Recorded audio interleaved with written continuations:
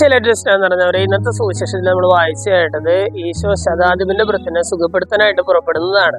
ഇവിടെ ഈ ശതാധിപൻ എന്ന് പറയുന്ന മനുഷ്യൻ ആദ്യം തന്നെ പരിചയപ്പെടുത്തുന്നുണ്ട്. അവിടെ പറയുന്ന ഇപ്രകാരമാണ്: ആളുകൾ വന്ന് ഈശോയോട് പറയുകയാണ്, ശതാധിപന്റെ വൃത്യൻ അസുഖം ബാധിച്ച് കിടപ്പിലാണ്, നീ ഇത് അവന് ചെയ്തു കൊടുക്കാനായിട്ട് ബാധ്യസ്ഥനാണ്.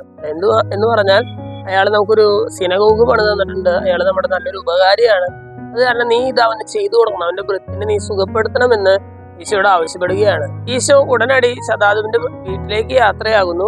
നമുക്ക് പെട്ടെന്ന് ഒരു ചിന്ത വന്നേക്കാം, ഈ പൈസ ഉള്ളത് കാരണമാണോ ഈശോ ഇയാളുടെ വീട്ടിലേക്ക് യാത്ര ചെയ്തത്? അല്ലെങ്കിൽ ഒരു സിനഗോഗ് പണിയിപ്പിച്ച് തന്നിട്ടുണ്ടായിരുന്നു, അതിന് പ്രത്യുപകാരമായിട്ടാണോ ഈശോ ഇത് ചെയ്യുന്നത് എന്ന് നമുക്ക് തോന്നിയേക്കാം. പക്ഷെ ഈ സുവിശേഷ ഭാഗത്തിന്റെ അവസാന ഭാഗത്തേക്ക് വരുമ്പോൾ നമുക്ക് മനസ്സിലാകുന്നുണ്ട്, ഇയാൾക്ക് സമ്പത്തുണ്ടായിരുന്നത് കൊണ്ടോ ഇയാളുടെ സമ്പത്ത് കൊണ്ട് സിനഗോഗിനെ സഹായിച്ചിരുന്നത് കൊണ്ടോ അല്ല ഈശോ ഇയാളുടെ വീട്ടിലേക്ക് യാത്രയായത്, മറിച്ച് ഇയാളുടെ അഗാധമായ വിശ്വാസം കാരണമാണ്. വീട്ടിലെത്തുന്നതിന് മുമ്പ് ഇദ്ദേഹം ഭൃത്യന്മാരെ അയച്ചു പറയുകയാണ്, എൻ്റെ വീട്ടിലേക്ക് വരാനായിട്ട് ഞാൻ ഇതിനൊന്നുമല്ലെന്ന് പറയുമ്പോൾ ഈശോ പറയുന്നുണ്ട്, ഇതുപോലൊരു വിശ്വാസം ഇസ്രായേലിൽ ഒരുത്തനിൽ പോലും ഞാൻ കണ്ടിട്ടില്ല എന്നൊക്കെ ഈശോ പറയുന്നുണ്ട്.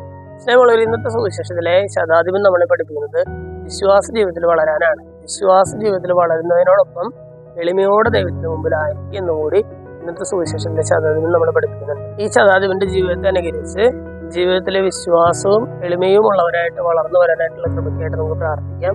ദൈവം നമ്മെല്ലാവരെയും സമർത്ഥമായിട്ട്